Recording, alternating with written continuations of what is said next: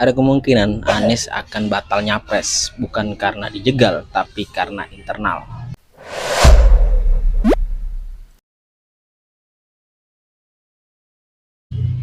Kita semua sudah tahu lah bahwa Anies Baswedan diusung menjadi bakal calon presiden oleh 3 partai, yaitu Nasdem, Demokrat, dan PKS. Ketiga partai ini menamakan diri mereka yaitu Koalisi Perubahan. Dan menurut saya, Koalisi Perubahan ini adalah koalisi yang kurang solid atau bahkan cenderung rapuh. Ada 2 alasan yang membuat saya mengatakan hal seperti itu. Yang pertama yaitu adalah Koalisi Perubahan hanya dibentuk untuk memenuhi ambang batas presidensial threshold yang 20% itu. Kita juga sudah tahu ketiga partai ini tidak ada yang mencapai 20%. Jadi posisi mereka ini sama rata. Ini membuat Koalisi Perubahan sangat riskan untuk terpecah. Sebab tidak ada partai yang menjadi poros atau pemimpin di antara mereka. Mereka mempunyai nilai tawar yang sama rata karena tidak ada partai yang dominan di sini. Jadi jika ada salah satu partai yang tidak mendapat keuntungan atau sedikit dirugikan dalam koalisi ini, mereka mudah saja untuk keluar. Dan ketika ada yang keluar, tentu saja koalisi ini akan buyar dan Anies tidak akan menjadi calon presiden atau bakal calon presiden. Yang kedua, alasan Koalisi Perubahan ini sangat rapuh, yaitu ketiga partai ini mempunyai keinginan yang sulit dengan latar belakang yang sulit juga. Yang pertama, Nasdem selama ini menjadi koalisi dari partai yang menguasai pemerintahan, yaitu PDIP. Dan pada Pilpres 2024, Nasdem menginginkan menjadi pemain utama. Sebelumnya dia memang menunjuk Ganjar, memanfaatkan momen ketika Ganjar tidak dicalonkan oleh PDIP. Tapi setelah Ganjar dicalonkan oleh PDIP, Nasdem melirik ke Anies Baswedan. Ya, opsinya hanya Anies Baswedan. Sebab Prabowo Subianto sudah dicalonkan sama partainya sendiri. Memang terkesan hanya asal dapat saja, asalkan dapat kemungkinan menjadi pemain utama di Pilpres 2024. Akhirnya Nasdem memilih Anies Baswedan. Dan memang Anies Baswedan tidak memiliki partai. Nasdem buru-buru mengumumkan Anies Baswedan sebagai bakal calon presiden. Yang ini membuat tentu saja PDIP selaku partai yang menaungi sosok Jokowi akan sangat marah dan sangat jengkel kepada Nasdem. Mereka merasa dihianati dengan cara memilih antitesa seorang Jokowi. Mereka akan sulit karena langsung berhadapan-hadapan dengan PDIP langsung. Yang kita semua tahu, PDIP adalah partai yang menguasai pemerintahan pada saat ini.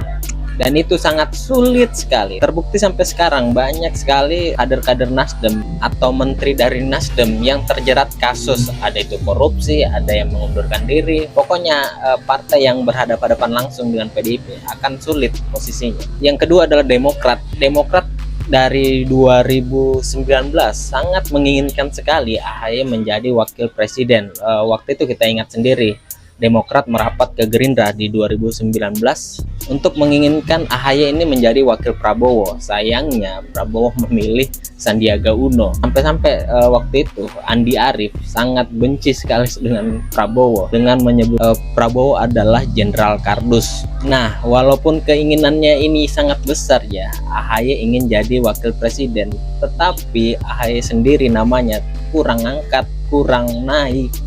Mau ditawarkan ke koalisinya PDIP tidak begitu menjanjikan untuk kemenangan, mau ditawarkan ke Gerindra juga jadi wakilnya Prabowo tidak menjamin kemenangan juga. Ya, satu-satunya ditawarkan ke Koalisi Perubahan untuk menjadi wakil dari Anies Baswedan. Tapi sekali lagi, walaupun posisi Demokrat ini sangat penting di Koalisi Perubahan, tetap hitung-hitungannya AHY ini namanya kurang menjanjikan.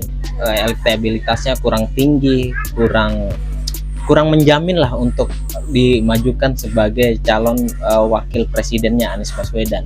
Yang ketiga, PKS dari dulu sangat setia sekali dengan Gerindra. Dari Pilpres di 2014 sampai 2019, PKS sangat setia menjadi koalisi dari Gerindra.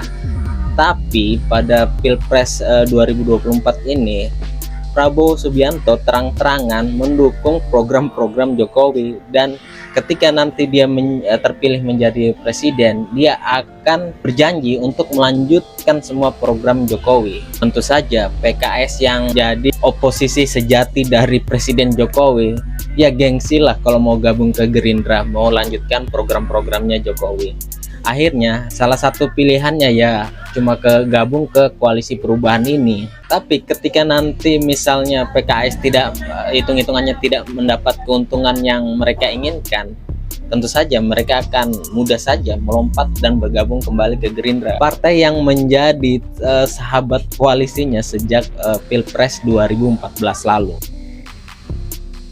Nah, beberapa hari terakhir ini kelihatan sekali ya Demokrat dengan Nasdem ini mempunyai dua pendekatan yang berbeda. Yang pertama itu Demokrat sangat terkesan ingin sekali mendesak koalisi perubahan dan Anies Baswedan ini segera mengumumkan calon wakilnya si Anies Baswedan ini. Dengan Nasdem seakan mengulur-ngulur waktu, tidak dulu mengumumkan siapa yang menjadi calon wakil dari Anies Baswedan. Menurut saya kenapa Demokrat selalu mendesak dan ingin segera cepat diumumkan, karena jika nanti memang AHY yang akan dijadikan wakil presiden dari Anies Baswedan, tentu ya masalahnya selesai di situ. Tapi jika AHY tidak dipilih menjadi wakil calonnya Anies Baswedan, jika keputusan ini cepat diumumkan, mereka mempunyai waktu yang sedikit agak panjang untuk melakukan manuver politik. Dibanding ketika nanti waktunya sangat mepet, mereka akan sangat sulit untuk melakukan manuver politik karena waktu yang sedikit. Sementara itu, Nasdem sengaja mengulur-ngulur waktu agar koalisi ini tetap bertahan sampai mendekati batas pendaftaran nanti, karena menurut Nasdem ya bagaimanapun AHY ini kurang menjamin untuk kemenangan di Pilpres 2024 nanti. Mereka masih memilih-milih siapa sih calon yang sebenarnya bisa mengangkat nama Anies Baswedan. Kalau AHY mereka masih kelihatan sangat ragu, tapi jika mereka mengumumkan dengan cepat kalau AHY tidak akan ditunjuk, otomatis Demokrat bisa saja pergi dari koalisi perubahan dan ini akan menghancurkan semua dan Anies Baswedan tidak akan jadi capres. Ini yang mengejutkan manuver politik dari PDIP, yaitu dengan mendekati Partai Demokrat. Mereka mengutus Puan Maharani untuk mendekati AHY dan akhirnya mereka melakukan pertemuan di ruang terbuka, seakan-akan menunjukkan ke publik bahwa mereka bisa saja menjalin sebuah kerjasama. Menurut saya ada sesuatu yang diomongkan oleh Puan Maharani saat ketemu AHY, kurang lebih seperti ini.